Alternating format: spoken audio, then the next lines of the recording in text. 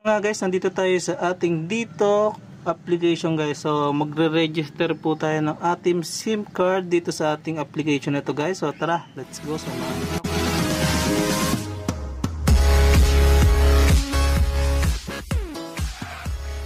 So syempre install muna natin tong dito application, then sign in with your dito account guys. So lalagay lang po natin yung ating number, then gagawa lang din tayo ng password guys.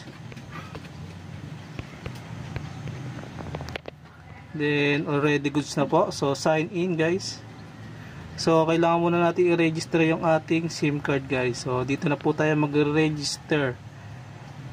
So register dito SIM card guys.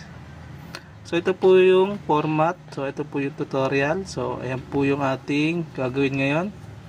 So kailangan po natin i-register muna yung ating dito SIM card guys. So start registration. So tara. So Filipino syempre. So lagay lang po natin yung ating number. So once na nalagay na po na yung number, so click lang natin yung verify. Then meron pong darating na OTP sa inyo. So on time PIN. So copy na po natin. So yun. So yan na po.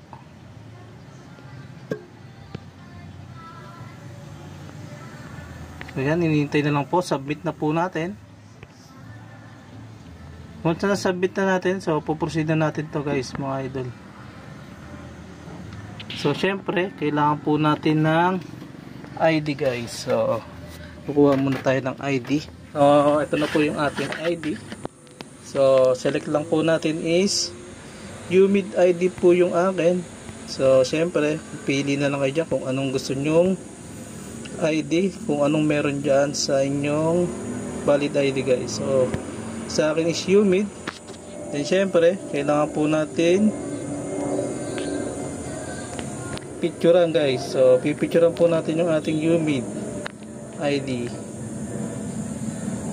So yan po.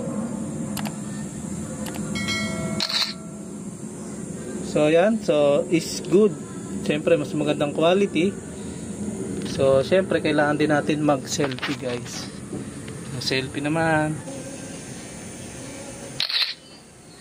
So, yan, ating selfie. So, proceed na po natin.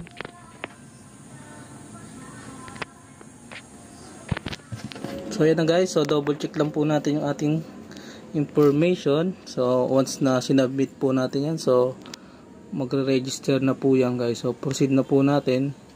So ayan po yung summary ng details ng ating information guys. So click check lang po natin itong mga box na to. So basahin nyo na lang kung gusto nyo. So register mga idol. So ayan guys. So kung nakikita nyo po. So SIM registration has been complete guys. So nag-email na rin po si dito sa atin. Ay nag-text na rin po si dito.